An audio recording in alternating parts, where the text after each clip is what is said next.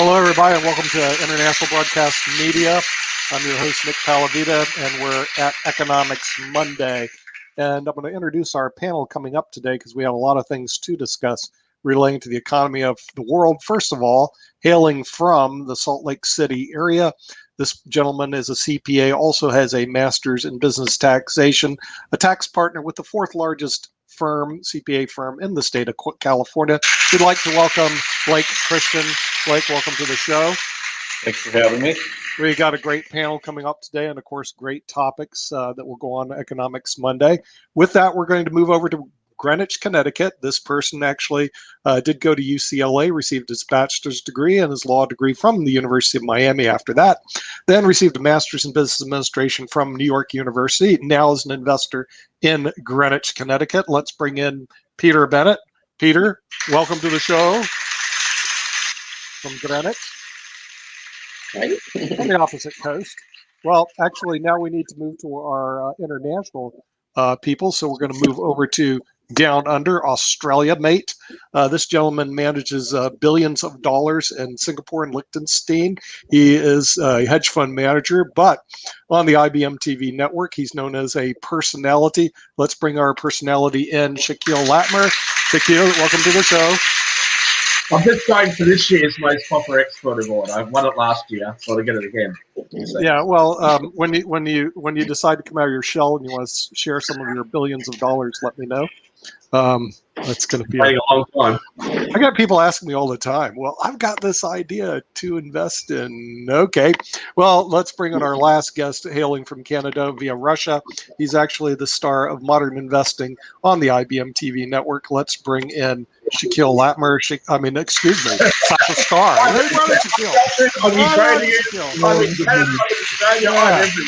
Yeah, you're on all the time. Okay, and Economics Monday, we talk about the hot economics topic of today, but also we have another topic we're going to discuss from our friend who's going to join us later on today, who is the Honorable David M. Walker, who wrote the book, American 2040 Still a Superpower. And one of his chapters... Just for the audience that thinks I was being sycophantic last week, I'm going to repeat what I said. I have read the book now, most of it, and I think that it's well worth reading. He's definitely, not a partisan, and I think that he actually proposes some really great ideas. So please do read that book. It's something that is highly recommended by me, and I don't recommend things that often. So yeah, well, the thing is, I have a companion book to this one. Okay, American 2040. Now this one serves my own self-interest for Sasha. The Intelligent Investor by Benjamin Graham. Oh yeah. Okay. You know this. I have some questions on this because some of his stuff is like, well, you can go into bonds and get 7%. Yeah, right. Not today, but we'll. Unfortunately, a lot of these books are grossly outdated. And, well, that's what I'm saying. And I mean, at the time when they were written, it was the wisdom of investing. By all means. Yeah.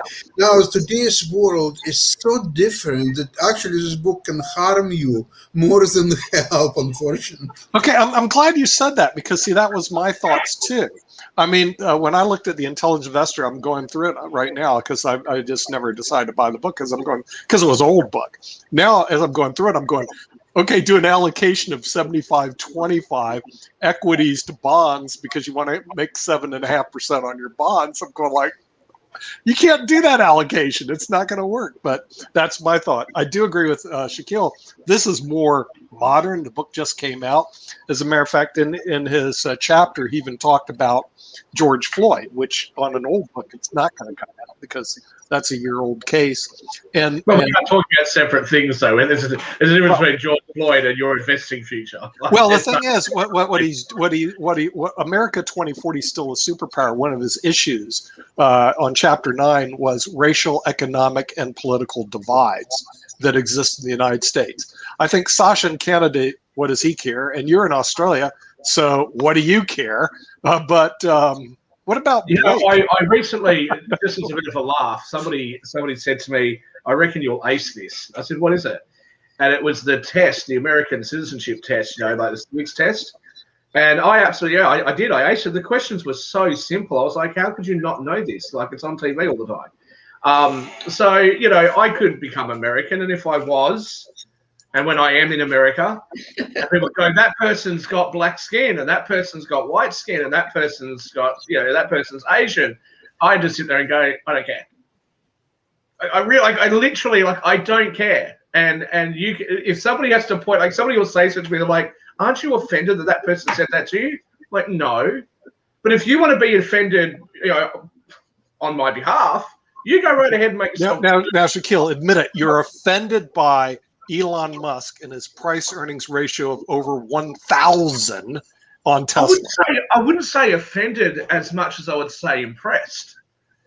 Like the fact that you got to that PE ratio is impressive. Okay, if you looked at that and then you read Benjamin Graham's book, neither of these two things match. Tesla and value investing. Memoirs of the stock trader is probably not going to, by the great Jesse Livermore, it's probably not going to apply these days. But no, to get back to the racial issues, honestly, look, race issues are going to come and go. Gender issues are going to come and go. America might appear to be tearing itself apart right now, but it's not really. What's really happening is that a certain group of rich people are getting really, really rich while the rest of the people are fighting over the color of someone's skin. When none of the people actually care about that, but now they're pretending to care about that because, you know. Okay, well, we'll go to the United States. Blake is in the United States, and you deal with rich people getting really, really rich and poor people caring about the color of their skin. Do you see that that is one of the political and racial divides we have in the United States, Blake?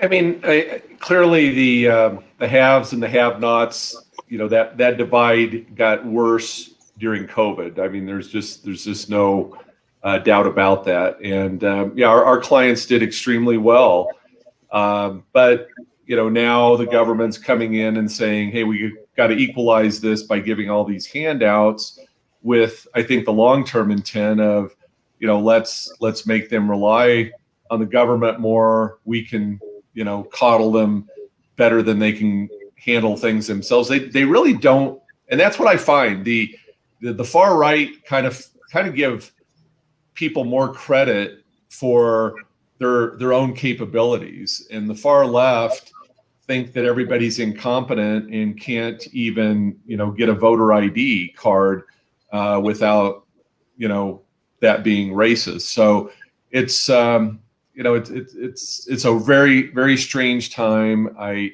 think we all need to be more sensitive to these issues as business people.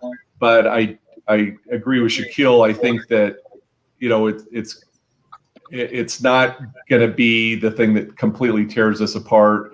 We're going to pay attention to it. We're going to do a better job than we have in the past, not just give lip service to it. And I think in a couple of years, we'll be more on our way and be back to more of a merit system instead of let's hire this person because of the color of their skin. Peter, yes, Shaquille. Sorry, Peter. Can I say? I just have to ask this question, and I'm directing the question at the panel. And when I say the panel, I mean Nicholas. So, you guys are talking about having universal healthcare and reparations, but we'll just talk about universal healthcare for the moment, right? Now, in every other country that has some kind of universal healthcare system, it normally is administered through a Medicare card or something similar, like a national health insurance card or something along those lines. And now the idea here is that the very poor people of America will be able to access healthcare, and working class people and middle class people won't find themselves in a position where they could go bankrupt if they can't afford their medical bills. These are really great objectives. But if the poor black people in America can't get ID in order to vote, how would universal healthcare help them? Well, maybe they can get a universal card. Make a really good point that no one has an answer to. No, we do have an answer to it, but I'm going to bring in my subject matter expert who actually works in the health business, Peter Bennett. What are your thoughts about that? Why can't we distribute one card that takes care of healthcare and also voting benefits? I have how do they get the health card? How do they do it? I have a part-time health insurance business. It used to be full-time. Now it's part-time because the business has evolved, you know, due to changes. But I mean, well, healthcare is another thing. First of all, we had a really good healthcare system, and anybody could get care. You couldn't be turned away from the hospital under the old system.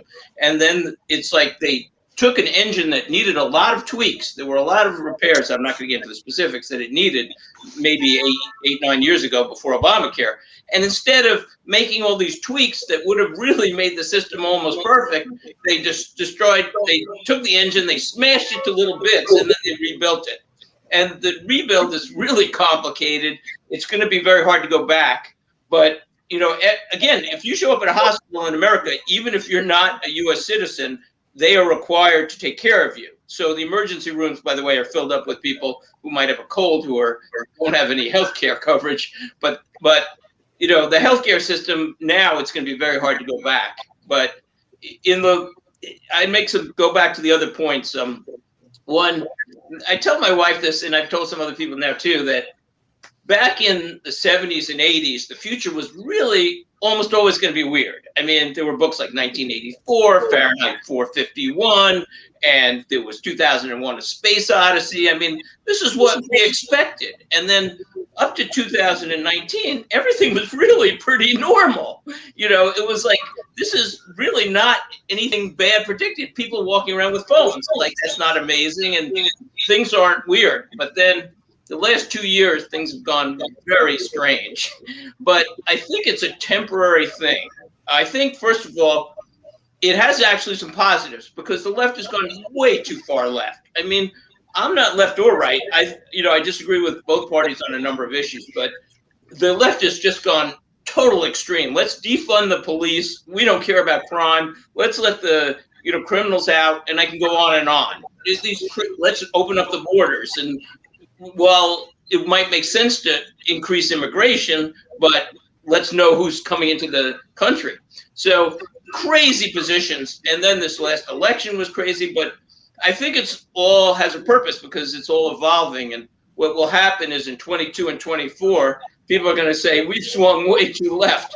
And most likely we're just going to swing back the other way again. And so I think we'll probably be in course more in 22 and 24. I'd be amazed if the Democrats don't get shellacked. Because again, they have some good ideas, but they have some really bad ideas, and they're extremists. And in the end, a lot of the weirdness is due to the press, which we discussed a little bit last week. That CNN and all the press is just dividing our country. The right press is slanted right, but the left press is insanely slanted. They won't even report on any news that doesn't match their narratives, and so it's all an evolution. Because I think it's going to, in the end, you sort of need an enemy to, like you need a bad guy in a good movie, in a hero movie, because it works off of each other. So I'm not saying Democrats are bad guys, but I'm just saying it works off each other. So people are going to say, like, well, I love American. I'm going to teach my kids, to be American, or I'm going to go to church, or I'm going to I'm going to have stronger morals as a reaction to the very far left taking over. And the final point I'll bring is some of these ideas, like this racial thing, at least, America's not perfect racially, for sure, but most people in America are not racist at all, and they are colorblind. And it's a clearly Marxist thing. I mean, Marx is forever talking about using race to divide, capitalist countries. And, the sale of let's go socialist is not working anymore. So let's just say it's, another form of inequality is racial inequality, because they can't sell socialism anymore, because that's just not popular. Not popular. Well, it was popular overseas at one time, so we're going to move over to Russia. Sasha Starr used to live there in the real country, where they had real Marxism, and they actually overthrew their government, from what I understand. And all of a sudden, you moved to Canada. I'm not sure. They claim that they've never had real socialism or real communism in the world. The hundreds of millions of people that have died in the most brutal ways, that wasn't a good enough attempt. So that's why we need to do it again, apparently. Well, from what I understand, is the peasants got tired of being serfs on the plains of Ukraine and the plains of Russia. So they decided to get rid of their upper class, and they did so. You know, I think they found very quickly that plains of Canada are much more hospitable than the plains of Ukraine. And also, I want to mention something. I'm surprised that on this program nobody asked me about this Black Lives Matter and all those racial issues in Canada. And I must say, I was thinking, so why is that? And now it just occurred to me that, in fact, slave traders were very humane people. Because if they wouldn't be, they would bring these slaves to Canada and they would die from cold. So they were very humane people, and they brought them to United States, where it's much warmer, much better climate, and they were much more prosperous, and they had family. Now, I really do regret, Nick, I mentioned that on the previous program, I really do regret that the Marxist experiment was sort of halted for various reasons, but actually it would be very interesting to see how this idea of communal life, where all men own all women or all women own all men, depends on your viewpoint. And I was always curious, how would gays and lesbians fit into that, and how they would even figure out who is who and what is what, and who is this guy wants to sleep with this woman, but that woman wants to sleep with another woman, and how all that would work in communal life. That would be extremely interesting to see, and I do really regret that this experiment with the Marxism didn't really go to it's the full development, and so we could all learn from it and see how it developed. But it was kind of, it's halted abruptly. There were some people who were unhappy that, especially a lot of women, they were unhappy that they would be forced to have sex with certain men that they wouldn't care about, and so on. There were a lot of unhappy people in that, and it was actually terminated. Also, another problem is that they didn't have right real estate for this program, because they had to create a huge communal spaces where they would have men separately from women, and then another part of this land would be for them to be together, and then the kids, and there would be certain places where the kids would be brought up. I mean, that's a little bit complicated. Not that this is without merits at all, but unfortunately we never seen it fully developed, and I do regret. Yeah, Blake, when our forefathers founded the United States, they created this. All men are created equal. Then they said, well, not really, because blacks are 3/5 of the man. And then not really, because the founding fathers didn't say that. The founding fathers, it was in our documents. The founding fathers did not say that black men were 3/5 of the. Well, that was the voting, or that was the allocation. That was later. It was later. But that wasn't at the foundation of America. Let's not conflate it. All right. Then they went over, even though we're all created equal, we weren't economically equal, which even takes place today. At least my experience may be the same with yours. Wealthy people do not like paying taxes. Poor people do like wealthy people paying taxes. So we have a little bit of a divide here. We have a little bit of a conflict. And because rich people don't want to pay taxes. It's not true. It's not true. Come on, Shaquille. I mean, what tax place do you work in? I mean, I don't have clients come to me and say, "Hey, Nick, I've never had one, and I've been doing this 40 years." Can you show me a way to pay more taxes? No. The general underlying premise of what you're saying isn't true historically, right? But hear me out. We have a conflict, okay? Don't pay taxes over here, and then we have the poor people. We want them to pay more taxes, and we want more services. So what we do is we just, rather than up the tax rate to take care of everybody, we just increase the national debt. Why doesn't that solution just work for everybody? Like, rather than increasing taxes, why don't we just keep adding more debt to the economy? Well, before we move on, I want to Sasha just adds so much color to the panel, because very rarely do you talk about sex before noon on a Monday. So thank you, Sasha, for that. It's 2 a.m. here, so it's My fine. pleasure. But back to your question, Nick. I do think that a very big divide on do you just spend, tax and spend. That's kind of the leftist mantra, and certainly it's on steroids right now. And and that's what I've been reading about the Biden administration, is they're buying into this concept of, hey, just having unlimited spending is not all that bad. Having a big debt load, even high interest rates and inflation is not necessarily a bad thing. But as we're already seeing, food prices are going up, housing is just going off the charts. Even the middle income cannot buy homes because the wealthy are buying up all these and bidding up all these properties. So it's I think it's a fool's game to think that our debt load and inflation are not going to be a problem, and they hurt the poorest people. I mean, I've had this discussion with my wife. I'm 63 now, and I'm sitting there saying, most of our costs are pretty fixed, right? But the younger people, they've got a whole lot more variable components, and so inflation won't hurt the older people and the richer people. It's going to just devastate, though, the poorer people. And I think that's where we're heading. And everybody, including the Fed, is discounting inflation, predictions. But and I'm not an economist, but I can't come to any other conclusion that we're going to have hyperinflation in coming years.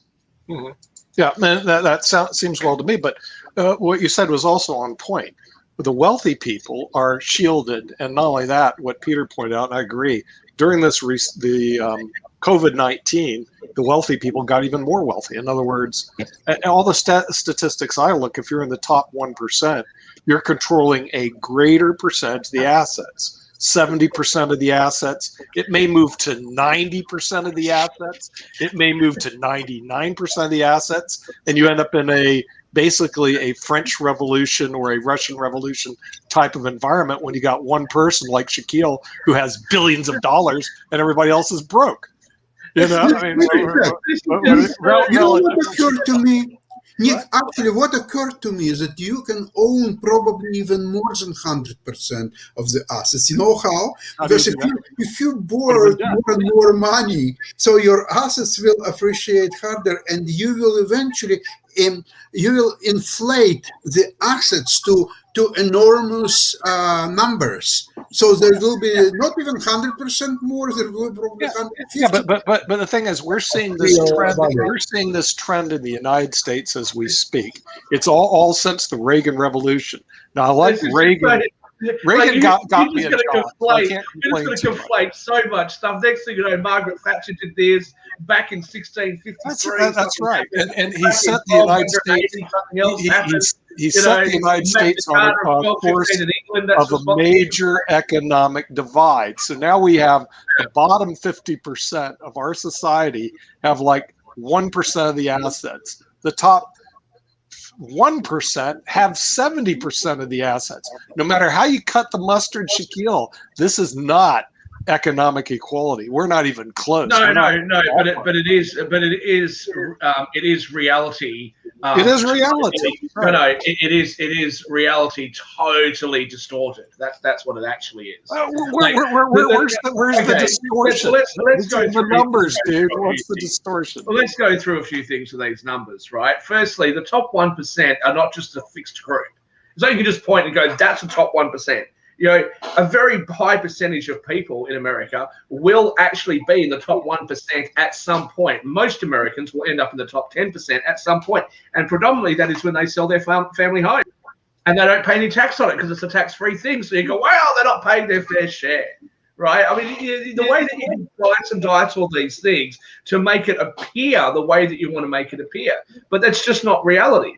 It's just not. I'm here by myself now. Yeah, we decide to isolate you, Shaquille. I need to jump off here in a second, but I'll throw the grenade into this conversation. You guys can continue it. Is, the Biden administration is trying to get all the developed countries to kind of come with a standard worldwide tax rate, so that when he jacks up all the rates here in the U.S., we won't look so bad against the world. Yeah. And I just think that's, even though he's getting some buy-in, I think that there's going to be so many countries that are not going to go along with that. I view it as kind of an OPEC type situation. You're going to have all these people that aren't going to go along with it, and it's just going to fall flat. So my view on that is, if Americans want to vote in nonsense and run their countries like a bunch of imbeciles, that's up to America. Please don't export your ridiculousness to our countries and try and upon it. Agree 100%, Shaquille. And that's, we're just trying to flex our power, and that's what this is all about. We're not heading towards leadership anymore. So anyway, I hate to leave it on that note, but I've got to run. Okay. So I want to address some of this ridiculousness, Nick. Firstly, let's just increase the marginal rates of tax. We know that doesn't work. All that does is keeps young people happy and people that don't understand the economy, right? Because it sounds right. Let's just increase the rates of tax. It sounds right. It doesn't work, but it sounds right. So let's just do that. And it's just the same old thing. It's politicians who want more political power. They don't really care about the poor.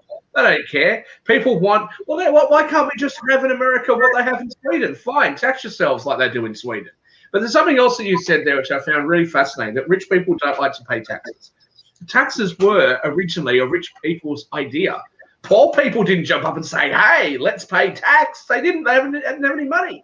The idea behind taxes originally was to try to provide some more stability by everybody contributing, and the people who had more would contribute more, so that services that benefited everybody would be funded, such as the courts, such as policing services, such as healthcare services in a lot of countries, such as education, all those sorts of things that invariably would also benefit the rich.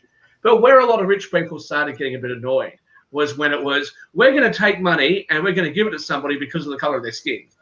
Or if you actually have a look at Rand Paul's reports on government waste, they put millions of dollars into a report to find out whether, pigeons or something were more sexually active on cocaine. I'm sorry. If you want that money funded, you pay for it. You don't need the taxpayer to pay for that. Okay. I hear your arguments, counselor, but I'm just going to bring out what Forbes said, and Forbes is a very conservative magazine over here. I don't know if you get that in Australia or not. I'm trying to help you out with Forbes. It says this: in 2017, Forbes found that just 3 individuals, Jeff Bezos, Warren Buffett, and Bill Gates, held more wealth than the entire half of the population in the United States of America. That's nonsense. But it's not me saying this is your Republican magazine Forbes saying it. The net worth of the 3 of them combined. Yeah. The net worth of the 3 of them combined is more than half the population of the United States. Is less, but let's just say it's $1 trillion. It's not, but let's just say that it's $1 trillion. Are you trying to say the bottom 50% of America is worth less than $1 trillion? This is what they're saying. Yes. Yeah, it's quite possible. And it's quite possible. Thank you, Peter. But wait. But for a couple points here. One, hang on. We are in the information age now.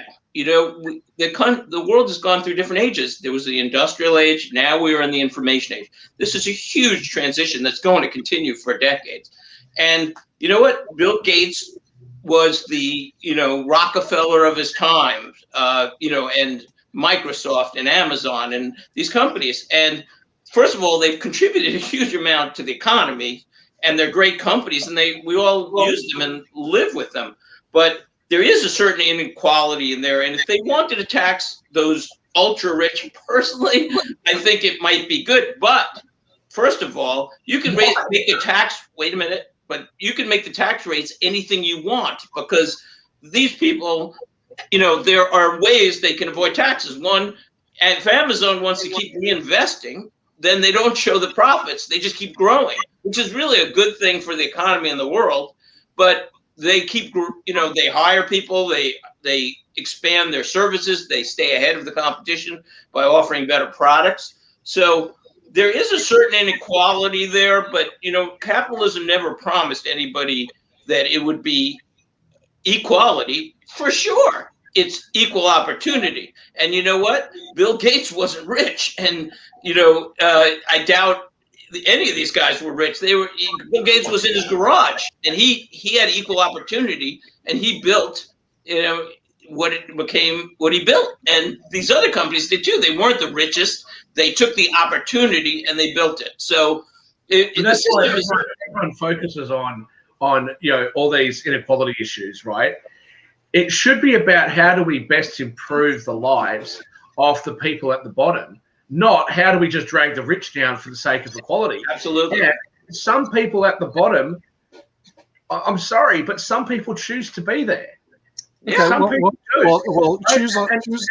And some people choose to prioritize certain things.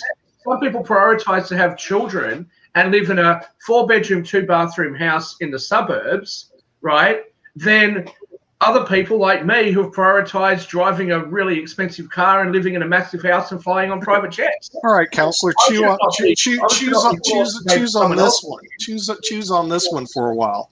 2018, and for the first time in U.S. history, U.S. billionaires paid a lower effective tax rate than the working class. The study found that the effective rate for the richest 400 Americans was 23%, a full percentage point lower than the 24.2% paid by the bottom half of Americans. Okay, now again, okay, and you're going to tell me that that's fair, that they pay a lower rate? No, again, your how can you bring yourself up when you're taxing the poor more than you're taxing the rich people? Your solution to that is to say, well, let's increase the headline rate of tax.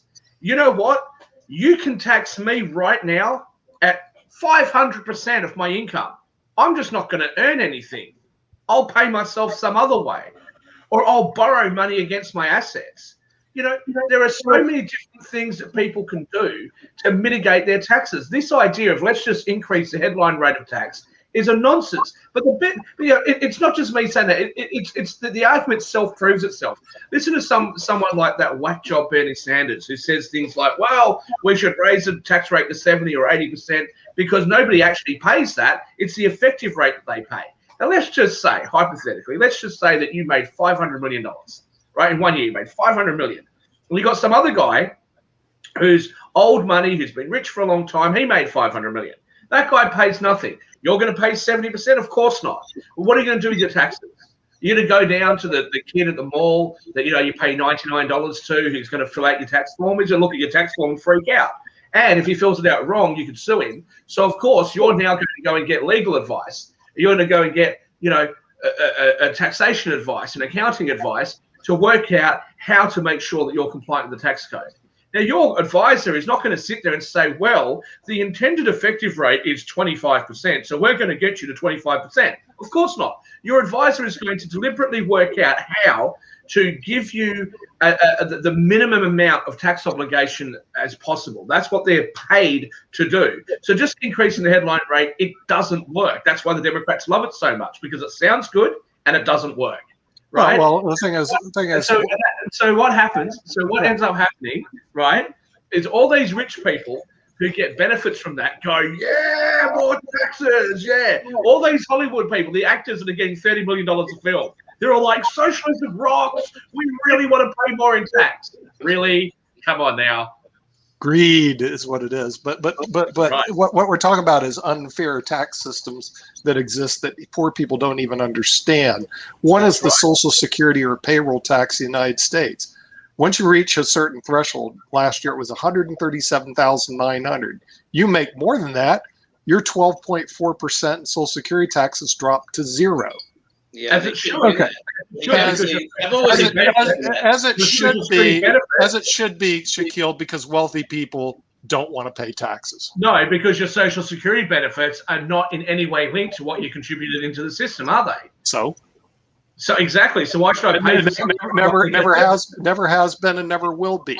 But the thing is, what I'm pointing out is a tax. The tax goes away. We're not talking about the distribution format. If people in America would like to have the same sorts of social benefits as the Scandinavian countries, then they should tax themselves the same way. You know, one of our former guests, Bill Tresevant, used to always say to me, "Oh, it's this NIMBY thing, not in my backyard." And I said to him then, and I'll say to you guys now, it's one thing to keep whinging that the rich don't want to pay. That, you know, when people say the rich should pay their fair share, they're not just paying their fair share; they're paying everyone's share. The bottom 50% of America pays nothing in taxes, like 2% in taxes or something. The rest of the country, the top 50% pays it all. So they're not just paying their fair share; they're paying everybody's share. And if you want to have this not in my backyard argument, ask the person who's going to get the tax benefit to contribute something. You know, when you say, look, we'll give you $100 worth of medical benefits, but we want you to contribute $5 towards that. Oh, you're taxing the poor. Oh, you're this horrible, evil capitalist. It's an unsustainable system. And the only reason why it's being proposed is because people at the very top and the very, very wealthy know it doesn't work. There is no way. And capitalism, the benefit of the most from capitalism, prefers socialism. No way. Okay, we're going to bring in the Honorable David M. Walker. David, welcome to the show. We're talking about Chapter 9 of your book, which is America 2040, Still a Superpower, that deals with the racial, economic, and political divide of the United States. I promise I will read That's the other one, Come Back America. This one's the new one, America 2040, Still a Superpower. What are your thoughts? And we're talking about, of course, Shaquille and I beat up the economic divide because I see I can't magically change people's races, but we can through our tax system magically change people's economic situation. Washington State says that I'm white, so you can change people's races. That's true. Why I love going to America. I get that white privilege. Yeah. But you're in Australia. But David, okay, all the stats I'm getting is the economic divide in the United States is getting larger and larger. It makes me work with fewer clients because I work with the top 1%. Actually, there's more people moving to top 1%. But I work with few clients because they can pay the bills. Okay, the bottom 90%, bottom 50% have no money, and the bottom 45% are barely making it here in the United States. So what are we going to do about this great economic divide? Rich people not wanting to pay taxes and poor people wanting more social services. Increase the national debt? Well, yeah. Well, first, let's talk about the big three divides that I talk about, and then I'm going to add a fourth, okay, which is also referenced in the book, but I think in a different chapter. You have the income gap, you have the wealth gap, and you have the education gap. And the education gap is by far the most important. And while the United States has the best or among the best higher education system, meaning post K through 12 of any country, we are below average on K through 12 education. We're not top 25, and we're losing ground. And there's a direct correlation between the level of skills and knowledge that you have, education being part of that, okay, and how much income you're likely to make over your life and how much wealth you're likely to accumulate. Those three gaps are growing, and those three gaps have been exacerbated by COVID-19. Think about what happened in the last year where we had distance learning. And I taught personally as much as I could in person, maximum extent possible, because it's multiple times more effective. But a lot of people in our public school system weren't able to do that. And the ones who get hurt the most are the ones from poor families, especially single parent families, who don't have the support, who don't have the technology, and need more guidance and direction. And I'll add a fourth. And the fourth is our political divide. I've been in and out of government in Washington since 1983. I've never seen it this bad. It's not just a partisan divide. It's an ideological divide. There used to be some overlaps between Democrats and Republicans. There used to be something called a conservative Democrat. There used to be something called a moderate or liberal Republican. They're extinct. They're basically extinct. You may have a few moderate Democrats, you may have a few moderate Republicans. And so you combine that with the fact that the margins are very close, tied in the Senate, closest they've been in years in the House. Every election is about control.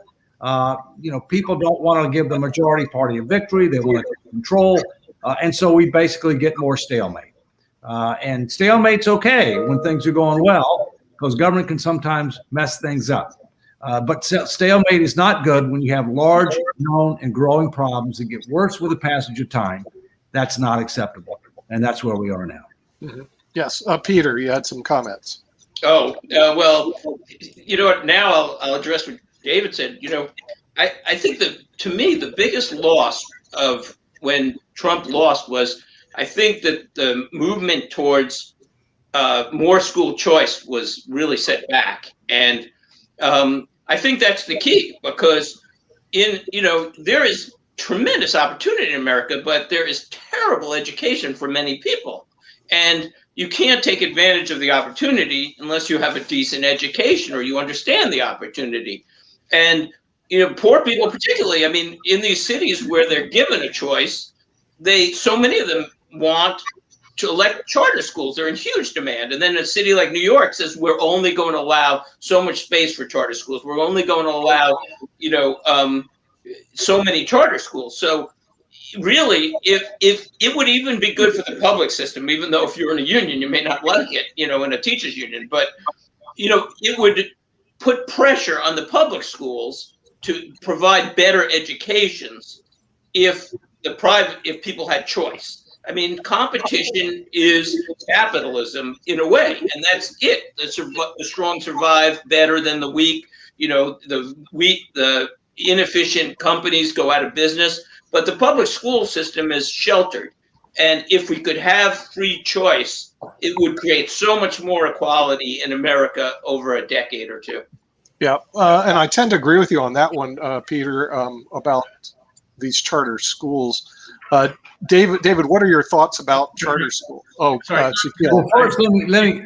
It's not a winner's take all thing with capitalism, right? Like, it's not like the best soft drink company has all the soft drink. Like Coca-Cola displaces Pepsi, and there's no more Pepsi, right? You have both. People can choose, and so it's not as though people who prefer a different kind of schooling don't have access to it. But right now, we're denying people the choice to say to their kids, look, I think you're better off in maths than you are in some of the other subjects. So I'm going to send you to a school where maths is the focus, or science is the focus, or dancing is the focus, if that's your thing, or music is the focus, right? It doesn't mean you're going to get rid of the other stuff in the curriculum, but you're going to try to send your kid to a school that's going to cater best for what your kid's naturally talented and interested in. But we don't want to do that, because then some other kid with a parent who's not quite as involved is going to miss out. That doesn't make any sense, and it really does hurt people. By taking away their choices, you hurt them. David, what are your thoughts about the charter schools? Choice and competition is good. It's one of the things that made America great. Frankly, Peter, you're in a state that I used to live in that has some of the best and some of the worst schools in the United States. All the school systems are run by the towns and cities. There's about 168 of them, roughly. You live in Greenwich. You've got great schools. I used to live in Bridgeport. It's got horrible schools. So I'm for charter schools. Okay. I'm for choice. I'm for competition, but I'm also for trying to target some of our best teachers and more resources towards the more challenged areas. I'm also for recognizing the reality that not everybody is bound for college, and that we need to be doing more to try to understand what the skills and interests of students are, and what the needs of the country are, and to try to be able to target them in the right direction so that they can succeed and we can all benefit. And one example of that is the trades. You can make a very good living in the trades. And it's been demonstrated that we've got shortages with regard to the trades. This is something that Germany does. Germany tries to assess the interest and abilities of students young, and tries to give them options and alternatives, and tries to put them in the right direction without forcing them in the right direction. I think we can learn from others, and we should. Can I just say, in relation to the political divide, it seems to me, and again, it's all around the world, just that you guys like to tell us your flaws. Republicans that they sit there and they basically label the Democrats as, you know, these sort of socialist left-wing nuts because of their spending programs that Democrats want to go on. To be fair, the Republicans like to spend money. They just like to spend them elsewhere. And what you don't see is, for example, the Democrats say, look, you know, hard right-wing nut jobs, you know, you all want, you know, big military spending, this and that. So what we'll do is we're going to reduce military spending by 10%. And we're also going to reduce spending on social services by 10%. That would be a compromise. Instead, what you see is both Democrats and Republicans want to fund everything. Nobody wants to take away money from their own areas, or the things that they're interested in, or the things that they think that their voters are interested in. So what ends up happening is that everything gets funded, nothing gets paid for, and both sides blame the other for the decrease in quality and efficiency. And it's a system that's operating, as most political systems devolve to this. It's a system that operates where whatever the majority of people want, that's the thing that you're least likely going to get. What you end up with is something that everybody hates, right? Because if everybody hates it, they can both blame each other for it. But if everybody likes it, you don't get it. And that's the real Shaquille makes a really excellent point that we've discussed a lot on Modern Investing with Sasha, our investment show. But the world is guilty here, and we're only looking at the tip of the iceberg, because the unfunded liabilities, in other words, the liabilities off the books in the United States and the world, but I'll say the United States first, are probably 8 or 10 times what they're admitting the debt is. And the rest of the world has the same unfunded liabilities, because everybody's promising basically free medical care for people over 65 or 60, depending on the country. And I've looked at all countries around the world, and it's the same kind of massive debts. I mean, the real debt in the United States is probably $200 trillion, you know, give or take. And so the world, it's easy for politicians, as you say, Shaquille, to just keep spending and promising and printing money. The ultimate danger in that is that as the world prints more and more money, the countries are not going to want to pay interest on the money. And that will lead to lower interest rates. So we already have 0 interest rates in many countries. The United States are projected, I project the United States will be very low in 8 years. It's like a drug. You just have to keep on pumping it into the economy. So then when we get to low interest rates, it just drives up housing prices. And because it has to come out somewhere. So you can buy $1 million home with the same amount of money that used to be able to buy $500,000 home, or 250, or going back. For 40 years now, the treasury rate in the United States and world interest rates have been going down. It's not changing because the politicians keep printing money and it's heading for 0. And that's most likely, unless it goes out of control, which is why I keep 3% gold. Well, this is the big problem, right? Because you've got a lot of countries that have negative interest rates, which is just a joke. But you know what? It's everybody that gets hurt by that. The people that we're most trying to help, right? So you've got the baby boomers and the aging population that are faced with a situation where, you know, a lot of them don't want to take the same sorts of risks. You know, I don't. Look, I'm 37. I don't want to take the same sort of risks that I took when I was 17, right, or 27. And presumably, in 30 years from now, when I'm 67, I'm not going to want to take the same sort of risks that I would take today. And so what you're doing is you're saying to these people, there's no safety. You can't just go out and buy some bonds and just know that you're going to receive X amount of dollars every 3 months. Yeah, so what it tells you is you want to be in housing for the next 10 years. Yeah, you want to be in stock. You want to be in housing. 10 years ago, when interest rate, the argument in interest rates here in Australia, people who are younger like myself were saying, well, look, you know, by having lower interest rates, it helps younger people like myself be able to buy our first home and be able to afford the mortgage and that sort of stuff. So it helps young people. But now what we're seeing with inflation is that young people are doing really badly as well, because the house prices are so high that they need their parents to own a house to use as security for them to be able to buy something. And they sit there and they look at their grandparents and go, our grandparents were able to get married at 18. They've got 4 kids by the time they're 24. And, you know, one person was working and they could survive, right? And now you've got 2 people working. They're both 30. They've just moved out of home for the first time. They're barely able to make rent without asking their parents for a small loan every couple of months because they're living in an inner-city apartment. And, you know, it's just a completely unsustainable system. And right. It is, because you know why? And it's a 40-year trend. And also, by the way, it makes the stock market go up and other assets. It makes every asset go up because the lower the interest rates, you have to put your money somewhere. So where do you put it? I'll take a lower dividend on my stock. I'll take lower growth on my stock. So you're ultimately heading towards, and you're right, it might be unsustainable, because what happens when it goes to zero, you know, is basically you can't go any lower. So then you get stagnation. So well, it can, because in the next 10 years is the last opportunity in a way to really make money in the market and the housing. And then at some point we'll go to a zero kind of flat line for a long time after that, probably. Well, it can go negative though. Peter. Negative like it has in Europe. I mean, look, at the moment, I was actually having this conversation with somebody. It was the most bizarre conversation. I had a deal that I was working on, and I had some euros I had to park in an account. And interestingly, I won't name the bank, but the bank that I had it in didn't pay interest on money. But that also meant they didn't charge interest on money. Like because they didn't pay interest on it, they couldn't pay you a negative interest. And so my friend had actually said to me, no, that's really interesting, because the euro currently has a negative interest rate. So by you putting euros into this account offshore, or outside of the EU, you're effectively beating the market returns.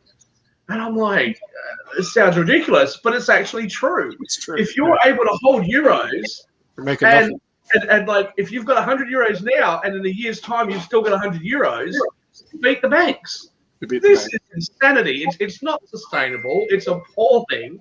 And again, I blame the politicians in Europe.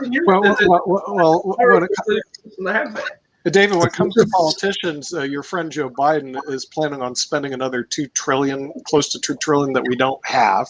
What's the word on the Hill? Is that $2 trillion printing press going to take place, or are they not going to print the $2 trillion? If you want a bipartisan bill, it's going to have to be a lot smaller than $2 trillion. Okay.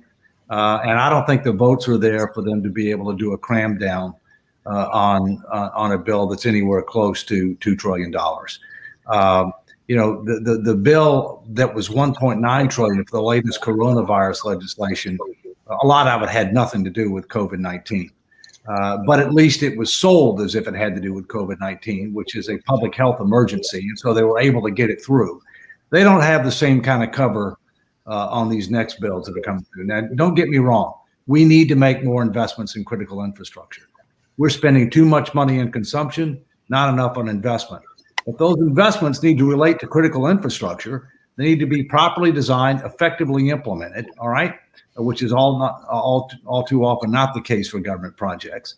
And we need to do a lot more public-private partnerships in this regard, and we're going to have to pay for them somehow. And Ronald Reagan, who obviously didn't like tax increases, was for user fees, because when you have user fees, you're at least attributing the cost to people who benefit from that. And so we're going to have to be thinking about those and other things as we move forward.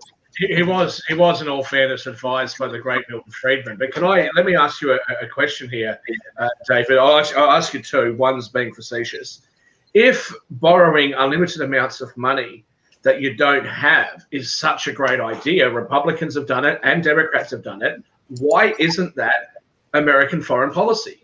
Why doesn't America say to poorer countries, we talked about Africa before you came on, why don't we go to Africa and Asia and like poor developing countries and say, you guys are being crazy. You guys are trying to pay off your debts. You guys are trying to like build infrastructure. This is an awful idea. What you need to do is borrow money you don't have, inflate your currency, and provide no services. Why isn't that policy? But what I really want to for one thing, we have the world's largest reserve currency.